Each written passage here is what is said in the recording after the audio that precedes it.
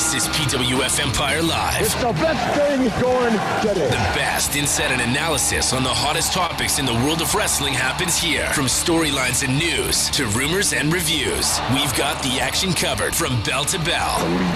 Presented by PWFEmpire.com with your hosts, Steven, Evan Medina, and J-Dub. do I have everybody's attention now? The match starts now.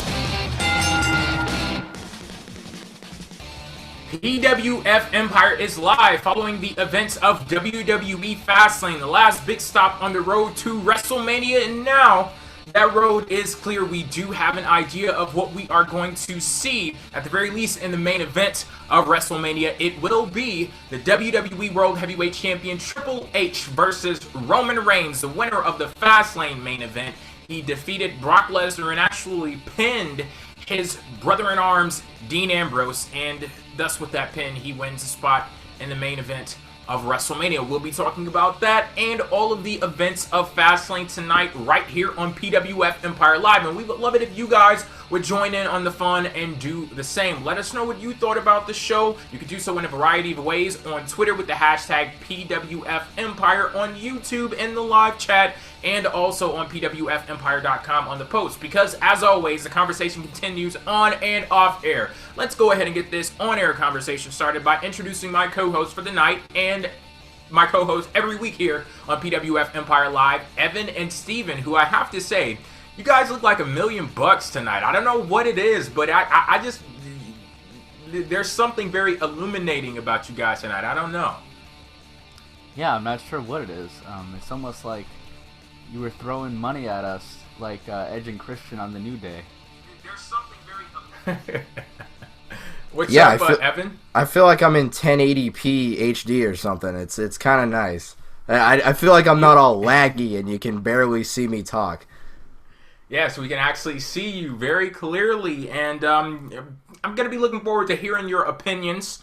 Also, seeing you and hearing what you have to say about Fastlane, as I will for all of the listeners and viewers of PWF Empire Live. Right now, let's go ahead and get this review started by discussing the first match that we saw at Fastlane. I did not watch the Fastlane preview. We're not going to talk about that. Apparently, Kalisto won.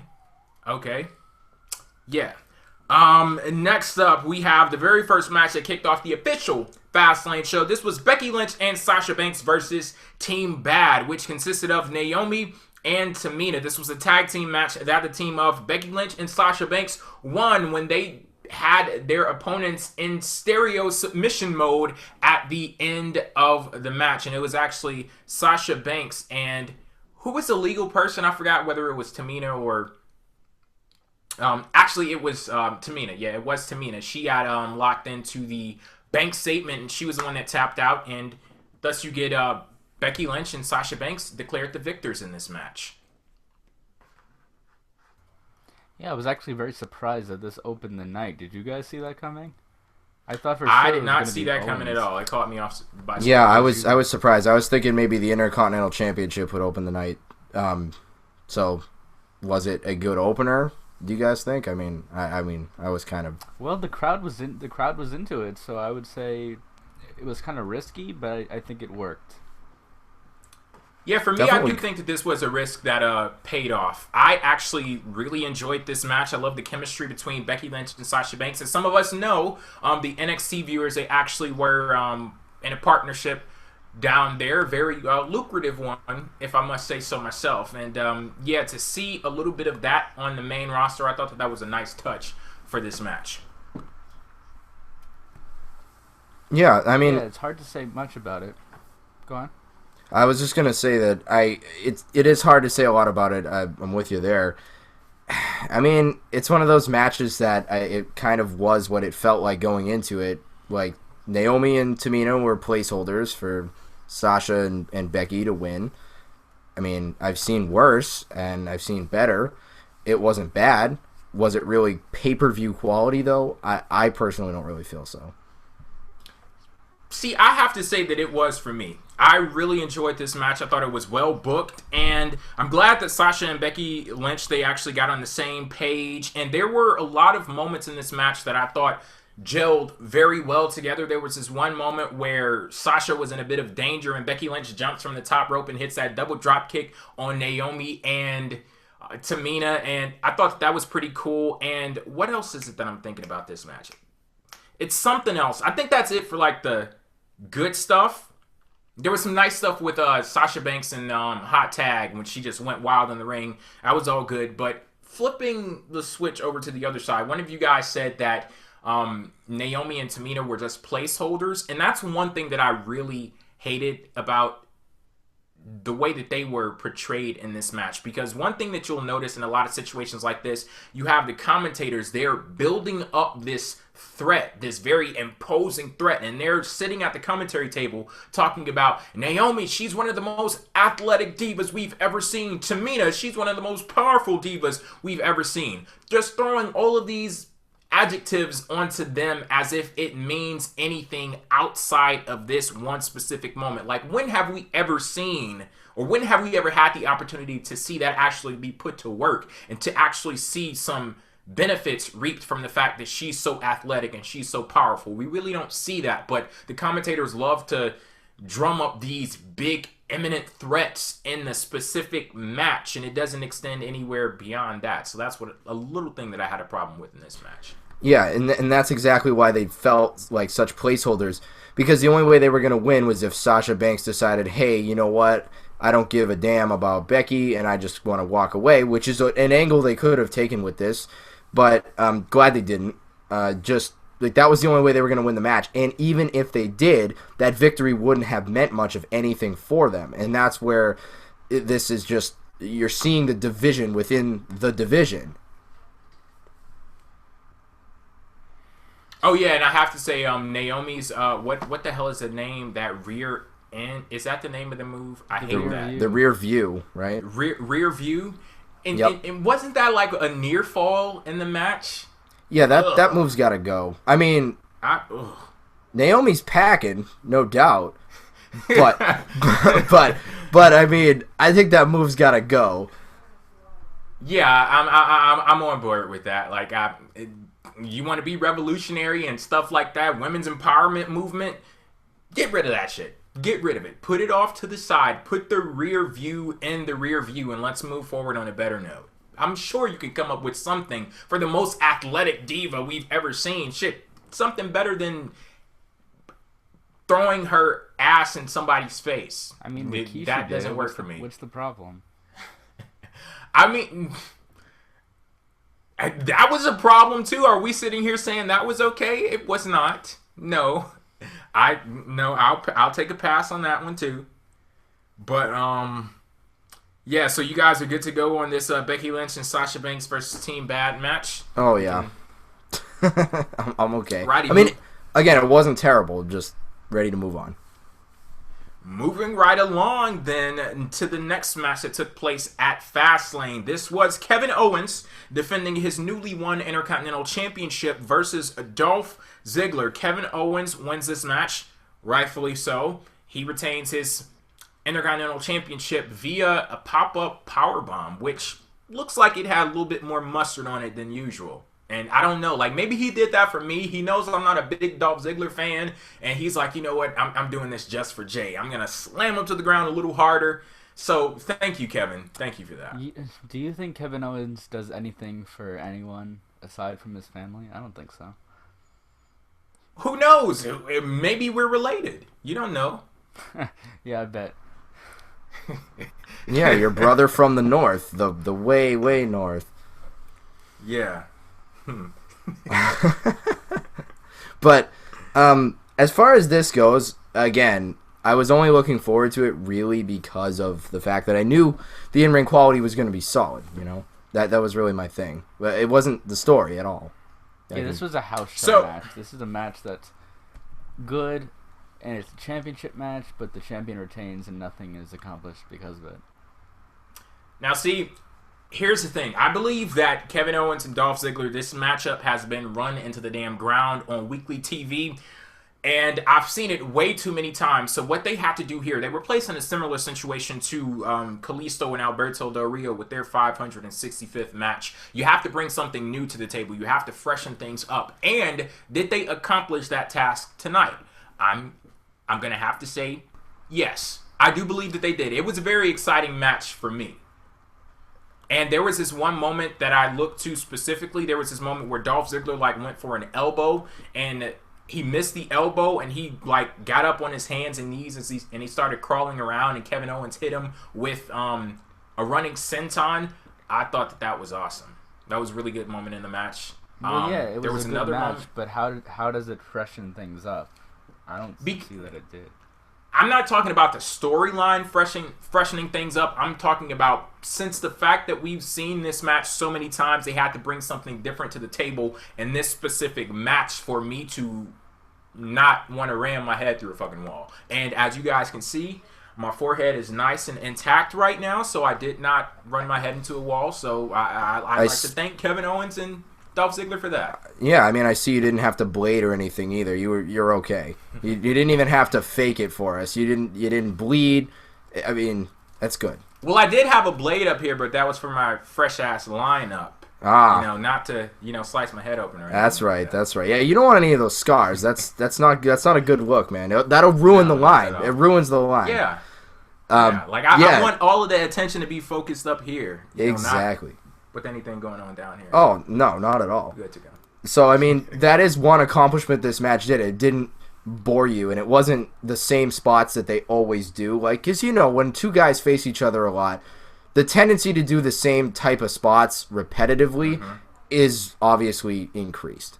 And we didn't get that here. I thought this actually was more innovative from these two guys. So, in-ring-wise, good stuff. Story-wise, not a lot to take away. So it didn't have me as invested as I would have liked to have been for that reason. There also was another really good spot in this match when they were on the outside of the ring, and I believe Kevin Owens went for a powerbomb on the apron, but Dolph Ziggler countered with a hurricanrana, and he sent Owens crashing into the stairs. I thought that was pretty cool too. So some cool moments in this match, and I guess we'll see what happens with Kevin Owens and the Intercontinental Championship on the road to WrestleMania. But speaking of being on the road, this is the point where I wanted to jump the fuck off. This is the point where I wanted to turn the car around and go back home. Forget the road to WrestleMania, man, because this was, oh my god. But we have a 6-man tag team match, Ryback and Big Show. Oh, before we move on, I have to do this. Yeah, because I know Kevin Owens is awesome and everything, but this is honestly why Dolph Ziggler lost that match. Because his fucking hair. Him and this Taylor Swift do here. Yeah, that's why Dolph Ziggler lost. So, yeah, that looks pretty similar, actually. Really just a wow there. Oh, God. Dolph. After all of that progress you made last week, you're back on my shit list. Sorry. But, when he dyed his hair black for a week? Yeah, and he looked like creator wrestler number 1. He looked like Evan Bourne's brother or something. Everyone was making that joke. Yeah, he those creator wrestler templates on the WWE video games, number 1, the most bland fucking bland. The That's generic. Dolph Ziggler was. Yep, the generic prototype. Alrighty, I could spend all day talking about Dolph Ziggler's hair, especially if it avoids us talking about this next match here. I actually have something to say about this match. I have something to say about it too. Won't be anything good, but I have something to say. I was impressed by Ryback. I thought Ryback had a good showing towards the end. Okay, so yeah, before we get there, the Titans of WWE, as they're being called, Ryback, Big Show, and Kane versus the Wyatt family, Luke Harper, Erick Rowan, and Braun Strowman. Wyatt family actually loses here. And Ryback, he brings his team to victory. So, yeah, now what is this mess you're talking about here, Steven? You didn't like the whole sequence, the whole thing he did at the end? The running knees to the corners, the repeated slams? I thought it was cool. I honestly was into it. I mean, especially the knees. I thought the knees were very well done. Yeah, I liked how he represented a couple of the guys that he ended up losing to in matches, John Cena and CM Punk. He was like, yeah, remember that time I lost to Cena and that other time I lost to Punk? It was a good tribute. Didn't this match start off with Erick Rowan? Yes. Well, see, that was the highlight. It was Erick Rowan. Well, see, the problem was it was Rowan and Ryback, and I was already like, what? Just tag in Big Show. Let's have the classic. He did tag in Big Show, and we did have a little bit of the classic between Big Show and Rowan, and so that was my highlight. What is this classic you're referring to? Oh, it was a bit of a flashback to a certain TLC and Stairs, and the Stairs part was Erick Rowan and Big Show, and that was obviously a classic. If you forget, Jay, you can go onto the WWE Network for a wonderful price of $9.99 and check out that match. By the way, a ripoff because the stupid network keeps buffering on my PS4. I was very close to calling up the customer service line and asking to speak to Vince McMahon so I could get my money back because it pisses me off. Even if I go back like 4 minutes expecting that, okay, maybe it's already happened, maybe it'll be less buffery, less laggy. No, it still freezes every 2 seconds. Pisses me off. Anyway. Yeah, and this was a wrong match to have to go back on, so I feel your pain there, buddy. Well, actually, the network kind of screwed up for the majority of this match, so it kind of saved me. But I did get to see the cool Ryback sequence at the end, which I did. I mean, I'll give Ryback's sequence this much: it's different from what we usually see from him, but I mean, it didn't really excite me the way it did you. Look, it's the first time I noticed Ryback really since the Survivor Series angle when he turned face again. The thing about Ryback is that guy goes out there and he tries in every single match that he's in. That's something, like, if I'm forced to say something positive about this match, it is going to be in favor of Ryback, because the guy constantly tries to change up his moveset, tries to incorporate things into his moveset that you would look at him and say a guy like that is not supposed to be doing, or a guy like that you can't do it, and he constantly tries to bring in something new on the regular. So props to Ryback, but this match was trash. Well, yeah, I mean, we I can didn't go think there. It was trash. I thought it was, it's exactly what I expected it to be, and more. Trash. Trash. I actually liked part of the match, which I wasn't expecting to. Oh, so like you weren't expecting to like any bit of the match at all, and the fact that you liked, part of it. That's enough. Yeah. Well, what's funny is the part I liked the least, or like found the most ironic, was that the Wyatt family lost again. Yeah, whatever. I mean, as long as Bray Wyatt's not in the match and Braun Strowman doesn't take the pin, I don't think it matters. I still just find it so funny that they lose yet another match. Like, it just continues to like angle them further and further down on the relevancy scale. And you know me, I already gave the 3 strikes thing. This is like, they're still at the plate, even though they already struck out. The umpire's telling them, just sit down, guys. And they're still just swinging and missing. But look, if Ryback would have lost, that guy needs some credibility too. I mean, who do you favor, Ryback or Luke Harper? To me, you got to go with Ryback. Well, individually, Ryback, yes. But as a whole, the Wyatt family. And this was a 6-man tag. So for me, I look at the 3. But Bray wasn't there, so I don't mind. Yeah, I mean, well, the biggest complaint I probably have about the match is that it looked like Luke Harper got hurt at the end, which is really like not good. That finishing spot was ugly, and Luke Harper like walked away like clutching his shoulder, which is not good. Was it and it's Ryback not a good who did that? Yeah, and it's not a good look for Ryback, who already has kind of a history of not being the safest. Fuck. So, yep, those exact words. Did you see that he tweeted CM Punk after the back injury? Oh my god, that was hilarious. He says, sorry about that, I'm dumb as fuck, and he put the kissy emoji. Ryback is awesome on Twitter, but you have to like be on Twitter live when it happens, because he's like the delete king. Eat, tweet, delete, repeat. Okay, well, speaking of delete, like I tried not to be too hard on this previous match, because this next one, my god. Oh my god. Holy There is nothing. shit. There is nothing positive I have to say about this. Is this Charlotte versus Brie? Yes. I actually thought this was good too. Jeez, what the hell is going on with you tonight? This match was a hot ass motherfucking mess. The Charlotte. biggest mess. Like it was a Brie Bella. I thought this would be trash, and it was watchable. Charlotte, Brie Bella. Go directly to jail. Do not pass go, and do not collect $200 because this was some bullshit. At this point in the show, what was wrong with the match? Oh, I'm about to tell you. Trust me. Right. So at this point in the show, I felt like this last match and this match, I don't know how, but I felt like these two matches combined were like 3 fucking hours long. It just went on for way too long, and as I said on the preview show, you can't just try to capture the attention or capture the mystique of another person if you're not bringing anything to the table and adding to it. Nikki or Brie, she tries to capture the mystique of Daniel Bryan, and you want to know what she brought to the table with the mystique of Daniel Bryan? The fucking mystique of Nikki Bella. That's what the fuck she brought. Like, and I posted this on Twitter. It's like some weird fusion. You know, when Goten and Trunks, they did the fusion and they fucking failed, and they had like the fat Gotenks. That's what Brie Bella was in this match. Fat Gotenks. Like, no, it was a horrible. I love that mess. Dragon Ball Z can always, or any sort of Dragon Ball, can always come into play with all of these terrible matches. Like, we can always make some sort of illusion there.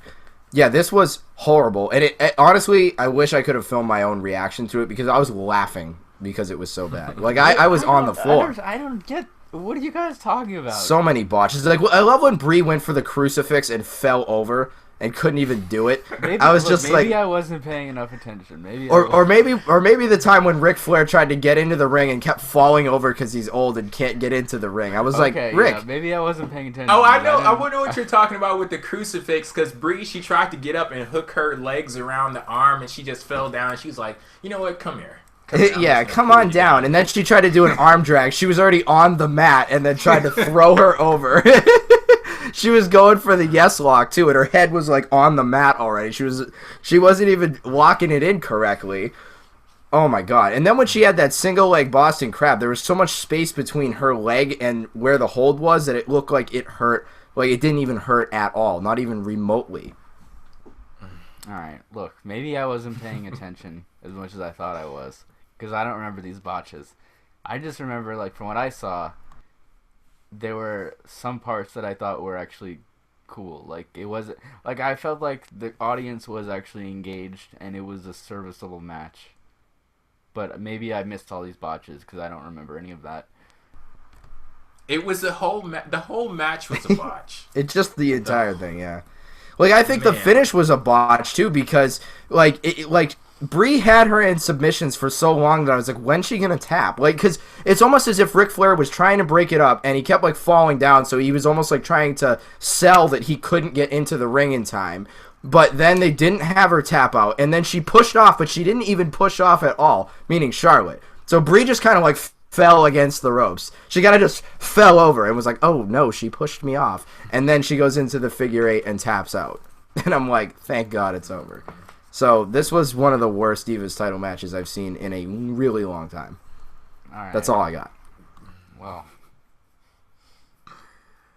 I wish Brie the best of luck in that bed and breakfast. I look at her and I say good luck on filming Total Divas. You know, I really want to see her on Total Divas, so I'm hoping that she like films a lot more often than she does now.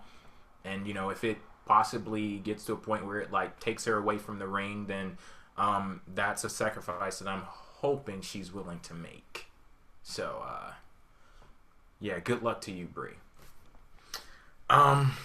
What do I say now? I don't even know. Oh, yes. Some good stuff again. AJ Styles versus Chris Jericho. This match featured a moment that kind of sent a few people into a tizzy.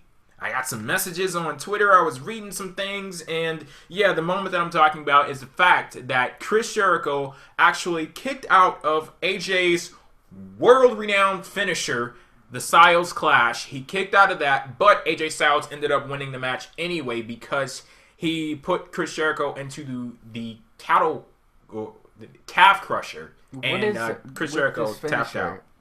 does it have a reputation for never being kicked out of? It is like you're talking about the Styles Clash. It's like it is synonymous with AJ Styles. I haven't watched much of him where I could say that. Of course, it's synonymous. But what's but so the good thing about is, it that like, it can never be kicked out of? Like I know in New Japan they were booking this as like a pretty dangerous finisher, and it was kind of because folks were getting their necks fucked up in the match, like not on purpose, but like it is a pretty big finisher. Yeah, like legit getting their necks fucked up. But yeah, who was that? Yoshitatsu? I think it was also Roderick Strong too. Yes, that's right. Well, yeah, but the thing is... So the fact that people were getting their necks broken doesn't mean that it was being purposely booked as a dangerous finisher. It just happened to break people's necks. After they got their necks broken, they actually incorporated it into the storyline. But the point that I'm trying to make here is that this guy is new to the WWE, and you want to make sure that you establish him as a big deal. You want to make sure that that you actually let his finisher get over and things like that, and you actually show this guy off to be the real deal. So I understand why some people have an issue with the fact that the Styles Clash got kicked out of. I mean, yeah, we do have the match here. AJ Styles, he still won.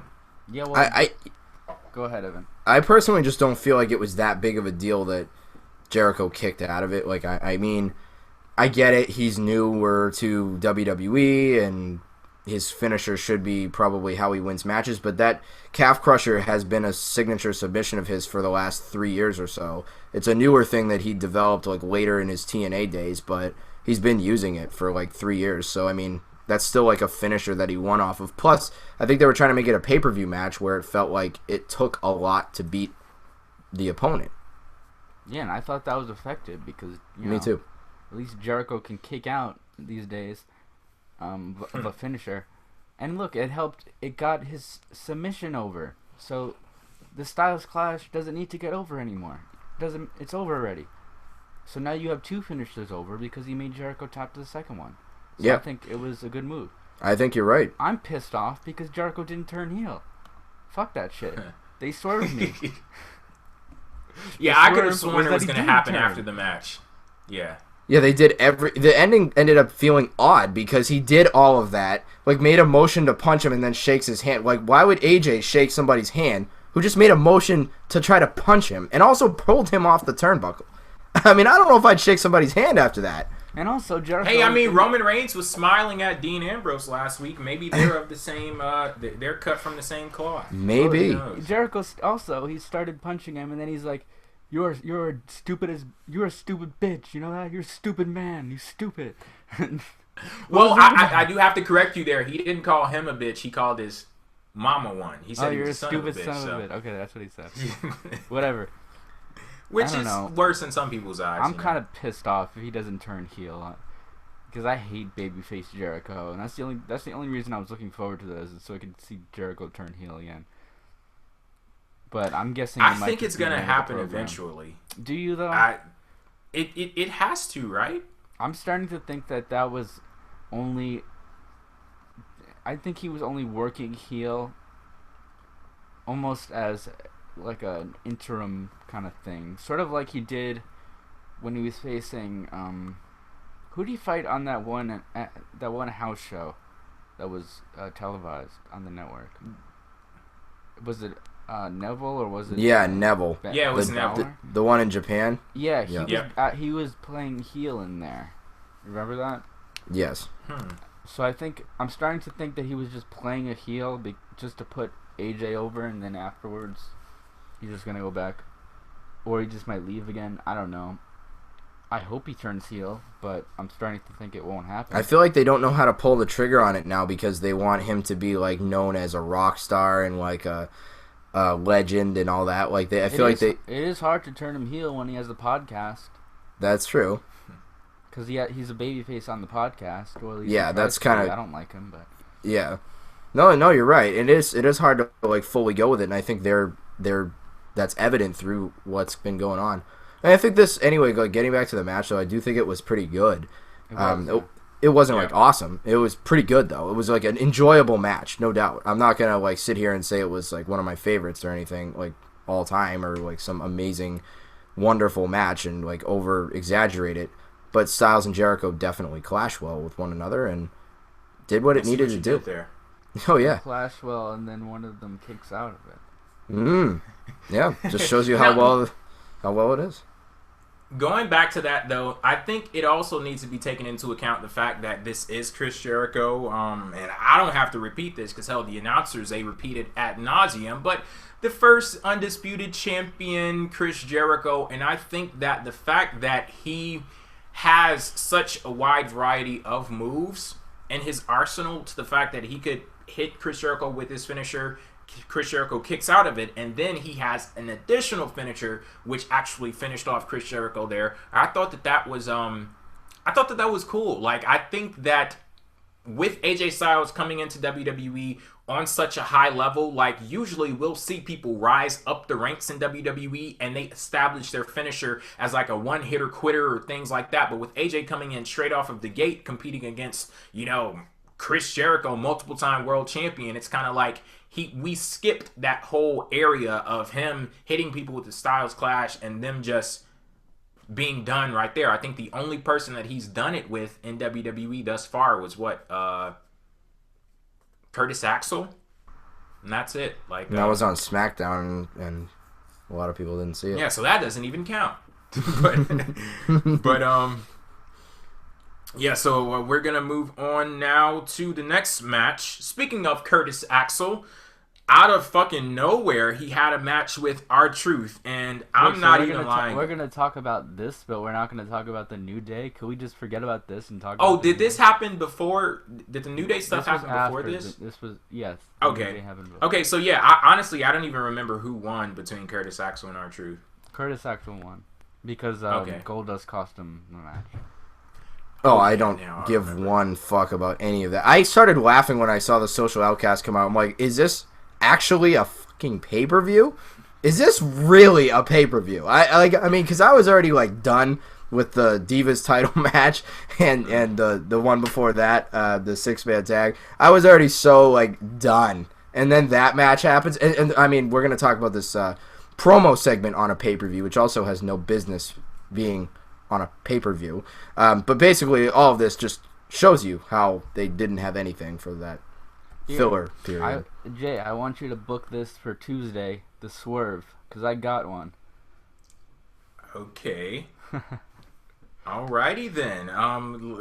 It's booked, guys. Steven with a little teaser there. The Swerve on Tuesday. You can catch PWF Empire live every Tuesday at 9 p.m. Eastern on pwfempire.com and youtube.com/PWF Empire. But before we get there, we do have to discuss this segment. This was the Cutting Edge Peep Show featuring Edge and Christian. They made their return to WWE, and their the subject for this segment of the Cutting Edge Peep Show was the New Day. And basically, Edge and Christian just got them into the ring, and they wanted to talk trash about them because they said that the New Day was basically like if Edge had an affair with Beyonce, like New Day would be their offspring. So what are the implications of that?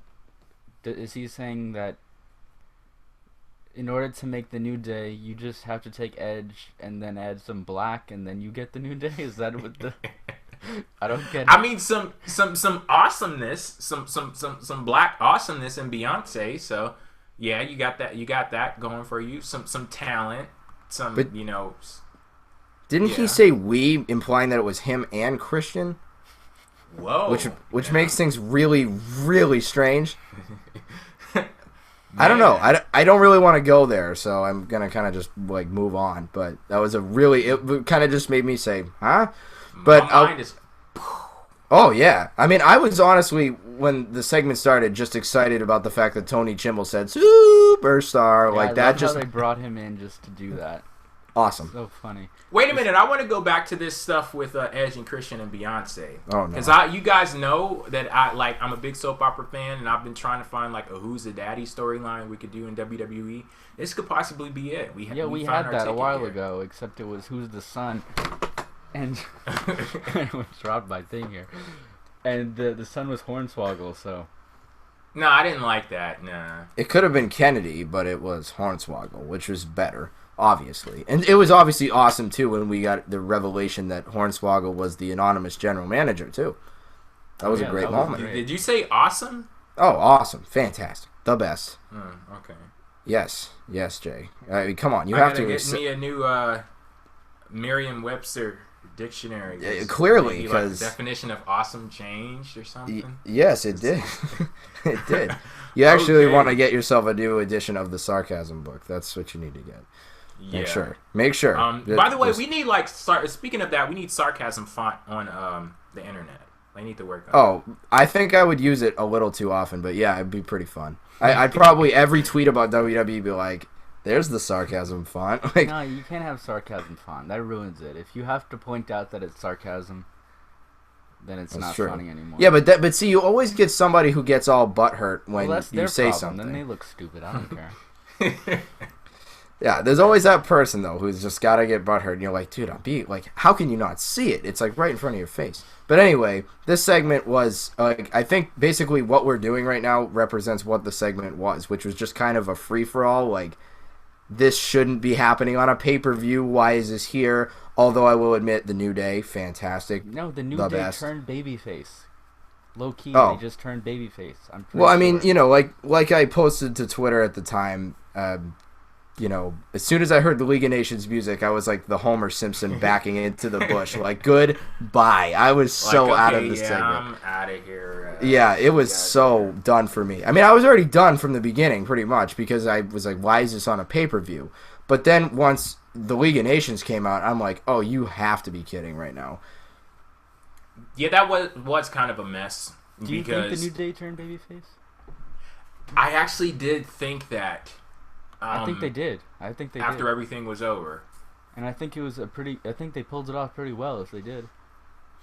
But see, like the whole League of Nations thing, that's what threw me off because they needed them because if you're gonna do the babyface turn, you need to bring out the heel. Yeah, you need somebody that people fucking hate. So I guess that makes sense, but it's just you guys already know. What was that name that Edge gave them? The International House of Dumbasses. Like, I'll add that to the list, too. I had, Mid-Card Mafia, No Power Rangers. I'll add that to the list, too. That was a nice one. I'll give you your props on that one, Edge. Yeah. Well, I got to give Big E the props for when he said, oh, I'm sorry, when they talked about Sheamus. That was probably the funniest thing. I felt like Christian... The other thing, too, that I didn't like was that it felt like Christian was trying way too hard to be funny, and I was not laughing. Like, everything New Day was doing had me laughing. Christian was not funny tonight. Well, I mean, Edge was... Do you think Edge was funny? A couple of times, but not very much. Honestly, it was really just the New Day. They had it going on for me. But Edge and Christian, they were just hitting their notes. They're just doing their act at this point. Pretty much. I mean, you knew it was just one big marketing ploy when at the very end you hear Christian saying, watch our show to the New Day Rocks. Like, please watch. That's all I got. Didn't Edge make it rain on Kofi while he was twerking too? He did. We also got a mentioning of when Kofi dropped the Jamaican accent back in like 2009, which was a fond memory. That was fun. Yes. A good time. Very good time. Also, Barrett got to talk. He said one thing, I think. So that's really. Yeah, I remember that. I meant to send you a tweet about that because Barrett he had like 3 seconds. They're trying to bribe him to come back. They're like, we'll give you some mic time. Oh, what else? I thought CM Punk with Barrett. By the way, I hope they give him like one title match and then they kind of negotiate him and then bring him back as like a huge star. I was kind of hoping Barrett would come out and be like, "No, Day rocks," and just completely turn on him. That would have been nice. Like he just should he should stop caring about anything and just go off. Yeah, hell, if I had the option of going with either New Day or League of Nations, that's a very easy choice for me. Absolutely. Boom, of course. Oh, yeah, me But, too. Me too. Alrighty, guys. We have this main event to discuss right now. The WWE World Heavyweight Championship #1 contender spot was on the line, and this triple threat match featuring Dean Ambrose, Roman Reigns, and the Beast Incarnate, Brock Lesnar. Who would have known? Roman Reigns walks away as the winner, and I guess he's walking right down the road to WrestleMania, straight into the main event and a match for the WWE World Heavyweight Championship versus the current champion, Triple H. This match featured Dean Ambrose and Roman Reigns actually teaming up, not because they necessarily wanted to, because they actually had to, because Brock Lesnar went wild for a great deal of this match, suplexing the guys all over the damn place. There was one point in the match where Roman Reigns had Dean Ambrose in position for the Samoan drop, but Brock Lesnar jumped into the ring and suplexed both of their asses. That was awesome. That was probably the highlight of the match for me. And if it wasn't that being the highlight, then of course the double powerbomb, I guess you can say, through the two That tables. wasn't a double at powerbomb. ringside. That was Reigns holding him up and then Ambrose like holding out an arm to. Look, I'm trying to take these Shield feels wherever I can get them. So, you know, and I'm gonna say it was a double power bomb, just match, to like recapture a little bit of that magic. This was a great Yeah. match. Very good. Yeah, and yeah, Roman Reigns, he spears Dean Ambrose, pins him. Roman Reigns is the victor, going on to WrestleMania. Yeah, and I personally felt this was a very good match on a night where there weren't very many highlights for me. I thought this was a really dismal show. This match really picked it up. This was a good main event. Yeah, it was. And I do have to give WWE props because a lot of folks are talking. I was one of those people talking about how I just knew the Wyatt family was going to interfere in this match, and I actually forgot about the Wyatt family for the entirety of this match because the action was so good, and they didn't interfere when everything was said and done. And I was going back thinking to about them the whole time. Go ahead. Oh, really? Yeah, and I was very surprised they didn't come out. I was not Yeah, thinking about them because they lost earlier. Yeah, the thing is with me, like I've always said, when people talk about predictability and stuff like that, like, I'd rather take good over unpredictable. And if you tell your story in a way that it is actually good and you invite people in to be invested in what is, you know, being told on screen, then predictability, that really doesn't matter, at least when it comes to me. And WWE told a story in this match where they basically invited me in and said, it's okay to enjoy this match. Okay, we know that you know that Roman Reigns is gonna win, but it's okay. Come on. And I walked in and I, you know, we embraced with open arms. And they gave us a couple of moments where you weren't 100% sure of it during the match. Because when you're watching the match live, you know, again, like you might have gone into it with the, okay, Reigns is going to win. We all know this. But then when you're actually watching the match, there's always a couple of near falls that have you wondering. You know, you never do fully know. And when Ambrose was going like haywire with the chair and just going off on both guys, I was like, man, maybe Ambrose could win this match. I really did see a couple moments where it looked like Ambrose could win. But obviously going into it, I felt that he didn't really have much of a chance. But they gave me a good one. And I mean, they were safe, too, by having Reigns pin Ambrose rather than having Reigns pin Lesnar, because I think you can tell more of a story off of that too, because I mean it's like Ambrose was just going off with the chair and all of a sudden he turns around into a spear. Now they can go multiple directions with this. They could have Ambrose be really jealous and get really pissed off and get really angry with Roman Reigns, and I kind of hope I'm really more so hoping they do that, and the reason why is because I don't want to see Ambrose just kind of fall off the face of the earth when they've done all this stuff to make him feel like he belongs here over the last few weeks. I'm gonna give you something. This is what I'm thinking. I think that the Wyatt family versus Lesnar is off. I think they're doing Lesnar versus Ambrose at WrestleMania, and in that match, well, it's gonna be heel. I think it's gonna be heel Ambrose. Sorry, it's gonna be babyface Ambrose versus babyface Lesnar, and then the Wyatts are going to ally with Ambrose, finally, to pin Lesnar and get Ambrose with the heel turn. Fulfilling two of my most wanted things. Heel Ambrose and then Ambrose with the Wyatts. You're all in on this. I do have to say that column that you had up on pwfempire.com, I'll post a link to that later on so you guys can get a little bit of insight into what Steven is talking about right now. That idea that you had for Ambrose, it sounded really, really good. But if it's something that WWE is going to pick up off of and take to the next level, I don't know. I'm hoping that they have that kind of that within them to tell that story. But back to this match, were there any other highlights that you guys could think of, or any specific moments in this match? There were a lot. There was Ambrose taking the suplexes and selling the hell out of them, and yes, his just reactions to them. I mean, I like that one German he took when he was like, his head was like between the ropes, and he just looked like he was out of it. Yeah, it was good. There were just a lot of personalities in this match. Like I felt like Reigns, Ambrose, and Lesnar were all distinct entities. They weren't just interchangeable. They each had a different approach. And they all brought something different. And they all got a chance to showcase things. They all had their moments. And so that's why I think it was really good. It wasn't as good as the triple threat with Cena and Rollins. But this one was, not even not at all. But it was still really good. Yeah, sure. Yeah, it existed in its own right. Yeah, definitely. And I will say those overhead belly to belly suplexes. I love that move. I remember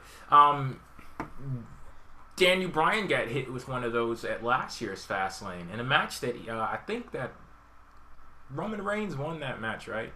Yeah, he speared Daniel Bryan. Yeah, I remember that. What is this tone you're taking? Like, only one person on the whole fucking planet knows that I'm talking about. Yeah, I think if I remember correctly, he did win that match. Yeah. But okay, yeah, for this match, it was really good. Yeah, WWE, I said it already. I'll give you guys props. You invited me in to be invested in this match, and it worked. However, that does not mean that you're out of the woods now, because we do have Roman Reigns versus Triple H to deal with going into WrestleMania, and this is such a weird situation for me, because see that up there? That's up there for a reason. Triple H, my favorite wrestler in the entire world, or my number one favorite wrestler of all time. Roman Reigns, I mean, you guys have seen the reaction videos. You've heard me talking about him here on PWF Empire Live. I'm a big fan of him as well. And I've never not wanted to see a match. I wanted to see more. And if that didn't make sense to you, just imagine what the fuck is going on in my head to make me arrive at a point in time where I say something like that. Well, I think the problem is that it's main eventing WrestleMania. Like, this match, I think, is a good SummerSlam main event. It's a good Survivor Series main event. But when it comes to WrestleMania, it's just, there's nothing really there to hook you. I think this is a really necessary main event, although it's not one that's spontaneously huge and oh my god, no one saw it coming and this is going to be unbelievable. It has the feeling of some predictability, but it's where kind of working off of what Jay had said before, where predictability can work very effectively when it is built up properly and given to you in the right fashion. So it is up to WWE over the next few weeks to build up this program for me to truly, you say, yes, I'm looking forward to this. Am I looking forward to it on the surface of it being a match? I wanted to see Roman Reigns versus Triple H since 2013. So yes, I am looking forward to it as a match, but they got to give me that story. They've given me a few elements to it, but the build-up needs to be consistent over the next number of weeks. I mean, I'm not going to say the jury's out on giving us consistent build-up based off of previous stories. Yeah, that's exactly it. I mean, the match itself is way too predictable, and that can only work if the build-up and the story is so good that we don't care. And you and I talked about this. I'm not sure if it was a show or off air, but we talked about comparing it to Orton versus Triple H and how that match was very predictable, but everyone still wanted to see it because the story that was told leading up to it was so good. That's what they have to do. That's the only way that this match is going to be hot, because otherwise it's just a match that we saw coming for months and months and months. And those matches are usually best for other pay-per-view main events, not for WrestleMania. For WrestleMania, I always want to see something that I have some investment into. Like, I want to not necessarily know who's going to win. I want to feel something where I'm looking forward to it. And if they add Ambrose to this match, that will be the element to give you that. But if they don't add Ambrose, then they need to still, they need to book it really hard. They got to make this a story, not just a match. See, here's the thing. Like, I'm battling against so much here because I'm tired of triple threat matches. I don't want to see a triple threat match in the main event of WrestleMania. I don't like the idea of using a triple threat to build up to a triple threat. And, like, I agree, though, with, like, I like the idea of Ambrose being in the match, but I just hate that it's, like, a triple threat to lead to a triple threat. I do, too, and then but I'm still another take thing Ambrose is, if I can. Another thing is, if you're so unsure about Roman Reigns that you need to put Dean Ambrose into the match, don't put Roman Reigns in the fucking match. Like, there is a fiery burning rage building up in me based off of how WWE is handling Roman Reigns, because it's like they are putting up all of these little diversions and trying to tell the story in slick and sly ways to protect Roman Reigns. And my question is, if the guy needs so much fucking protection, why do you keep trying to push him towards the main event? Like, at some point you're gonna realize, like, if you realize that the guy needs so much protection and we need to make sure that we have something, you know, just to continue to push this guy forward, if you realize you need that, then obviously you realize that there are some issues at hand. And I have to wonder, when do you say when? Like, when do you realize that the shit that you're doing with Roman Reigns is not working? And, like, honestly, I sit here right now and I don't have a lot of faith going into WrestleMania because I don't have any faith in WWE and knowing what to do with Roman Reigns. Well, in these I feel like in these next few weeks, they need to make it so that Roman Reigns is a guy that, like, most people can be behind, because he was getting a good series of boos even tonight. And, I mean, it's a tough situation to be in with Roman Reigns because there's a very mixed bag on how people feel about him. There's a lot of people who are big Roman Reigns fans. There's a lot of people who don't like him at all. I feel like it's a one or the other type of thing. And I've had moments where I didn't like him much at all, and I'm not going to lie, I have. But it's not because of him. It's because of the way he's been presented and booked. I think it's been a lot better the last 6 to 8 months with him. But you're right. There isn't going to be very much faith in Roman Reigns if they have to put someone else in that match. That's why I remember saying back on the preview show that if Dean Ambrose had won, Roman Reigns would have ended up in the match, because I don't think they would have had that type of faith with Dean Ambrose at all. Now, with Roman Reigns, I do think they will go with just him and Triple H, but you're hoping that, assuming Roman Reigns wins the championship, you are hoping that he gets a good reaction when he does. And you need to tell us that story between now and then. That's why I said these few weeks are so key. They have to give us that story to hate Triple H that much more and like Roman Reigns that much more. And they can do that by making Roman Reigns the absolute badass that he needs to be. The only thing that gives me hope is that this is a Triple H match, which means that Triple H is involved, which means that his ego is on the line, which means that he's going to do whatever it takes to make this a good story, because he's Triple H and he doesn't want a shitty match.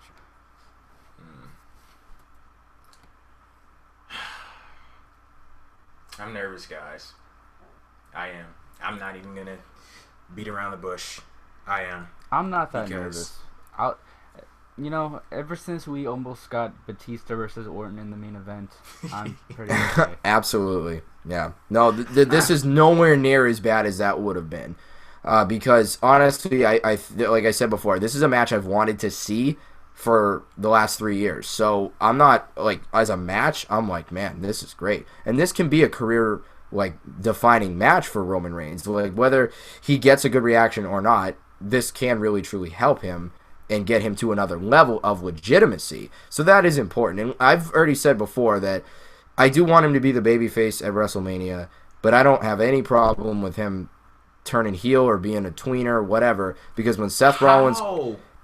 How can he do that, though? How can he be a tweener? They booked themselves into a corner to a point where Triple H is this, at least as far as the WWE narrative is concerned, right. Triple H is this big, just evil corporate asshole who is using his corporate influence to inflict trouble and strife on Roman Reigns' life, and he took his championship from him. And we, even if we may see things differently, based off of what WWE wants us to believe, they've booked themselves into a corner where I can't see how Triple H is not the bad guy and Roman Reigns is not the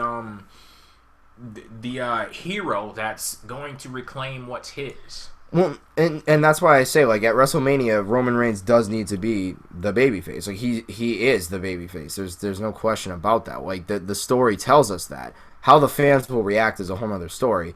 But what I'm saying is, like, post-WrestleMania, going forward, like, it's not I don't think it's that big of a deal if he was more of a tweener. I feel like, because, again, to be a badass character, you're almost asking for the guy to be a tweener. Like, I mean, look at Stone Cold, because even as big of a reaction as he always got, he was never really a baby face, because baby faces don't naturally act the way he did. But he was one because of the way he got over, which is more so than arguably anyone ever. So I look at this as, I remember how much Roman Reigns was getting cheered and he was getting chanted for at the end of TLC when he beat the absolute shit out of Triple H.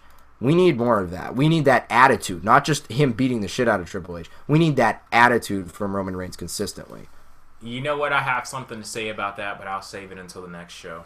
All right. Another plug, PWF Empire Live, Tuesdays at 9 p.m. Eastern, pwfempire.com. Anything else, guys? Overall thoughts on Fastlane? This show was a hot-ass mess. Nice main event. Nice opener.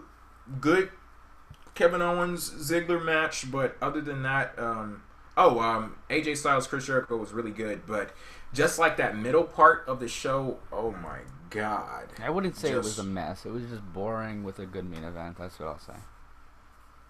Yeah, of course you won't say it's a mess, but you know what? Speaking of things that people say, we did get a comment on the hashtag PWF Empire on Twitter from Anthony saying you need to give Steven a drug test. He posted this back when you were trying to defend that 6-man tag in the Divas Championship match. Look, I liked the Ryback sequence, and the Divas Championship I might have not paid enough attention to. Well, I would tell you to go back and watch, but I'm not going to go back and watch. You don't deserve to go through that. No one does. No one deserves to go through watching that match ever.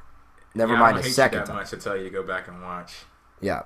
Yeah, no, I agree about this show being a hot ass mess. It's unfortunate, but this was honestly a really bad pay-per-view for the most part, like almost completely. I really did enjoy the main event, but by the time you get to that last match, you're already like gassed out from everything else. You're already done from everything else that happened. First of all, you have that complete job-tastic match of Curtis Axel and R-Truth that I know we didn't cover for good reason. That's like a 0-star match.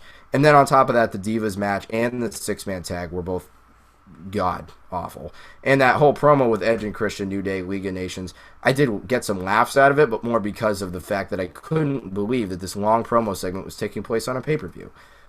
Nothing of real relevance otherwise. Like, Styles Jericho was enjoyable, but it kind of like falls under the, the debris, so to speak, of like the other mess. And I mean, the main event, like I said, was good. So I mean, it's not like the show was complete trash, but it wasn't very good at all. It was really not good.